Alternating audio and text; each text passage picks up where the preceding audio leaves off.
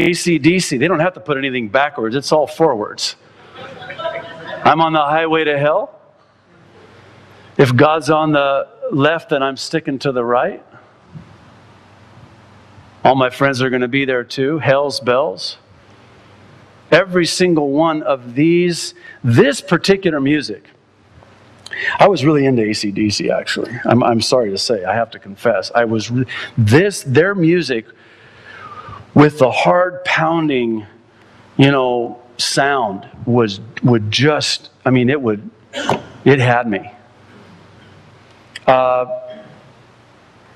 Angus Young was quoted as saying, "By the time we're halfway through the first number, someone else is steering me. I'm just along for the ride. I become possessed when I get on stage." Alice Cooper claims to have received his name from a spirit by the same name at a seance. Cooper claimed that while performing, this spirit, quote, partly takes over his actions and singing on stage. I'm sorry. I'm so sorry. Wish they all could be.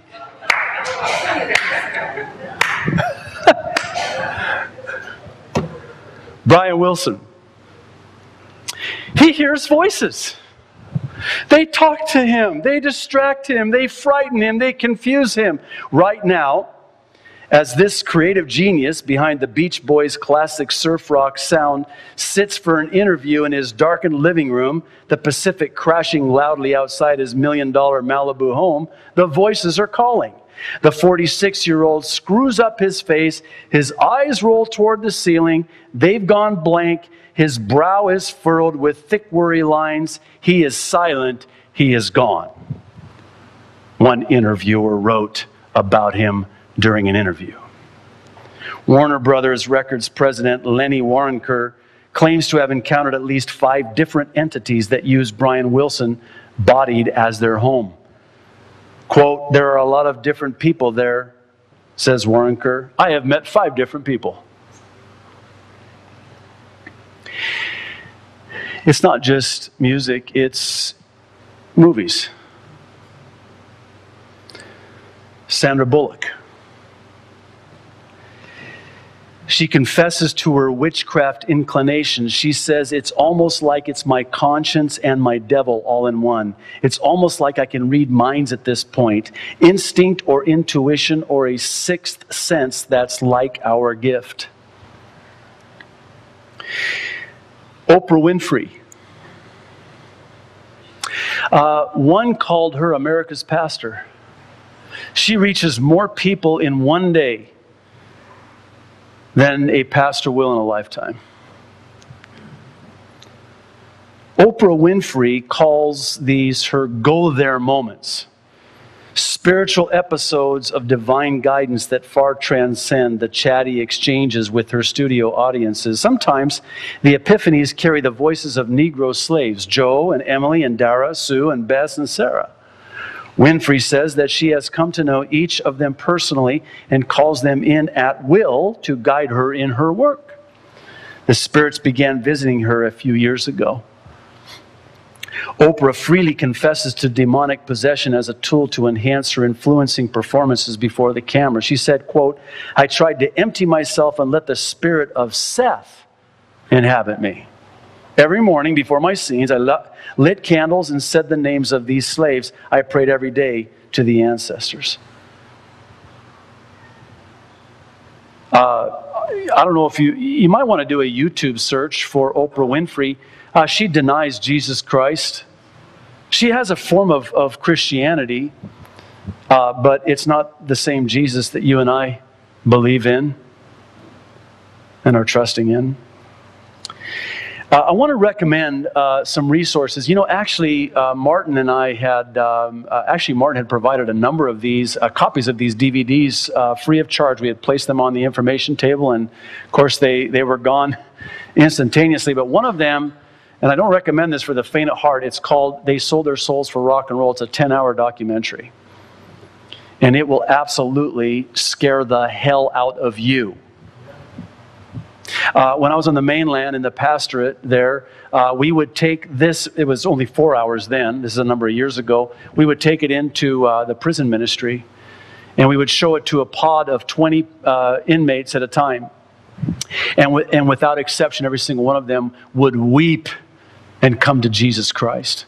It was the most powerful tool we ever had. That's the first time they'd ever heard that. And it deals with really the entertainment industry as it relates to music. Also, Hollywood's war on God.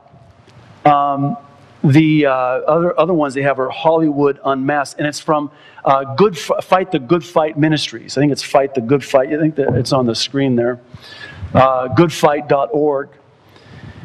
You can go to their website and get that CD, especially if you or someone you know is involved in these kinds of listening to this kind of music.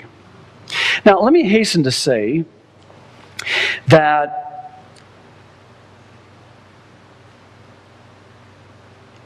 if the music you listen to and the movies you watch and the relationships you have draw you close to the Lord, then that's okay. But if the music you listen to and the movies you watch and the relationships you have draw you away from the Lord, then that's not okay. And that's really the litmus test. I mean, does this mean you only listen to Christian music? You know, I happen to really like some Hawaiian music. I love the ukulele music, and I love to listen. I love music. Always have. Music has always had a big part of my life, even as a young child, playing several different instruments. But the litmus test is, and some of these movies, you know, I'll watch. I do have what they call Clear Play DVD player that you download the updates from the website. You subscribe to this membership, and it edits all of the foul language and the sex scenes and the violence and the objectionable material so that you're watching without cannibalizing the movie. You can still enjoy the movie. So, I mean, there are some good movies out there with good themes. But sometimes they put certain things in there that I don't want to watch, and I surely don't want my kids to watch. So we will put in the filter, and it edits out all of those scenes. And you can still enjoy the movie. And sometimes these secular movies can have a good, godly message. You know, some of the Christian music, can I just be really candid with you? Of course I can. I just said I would. So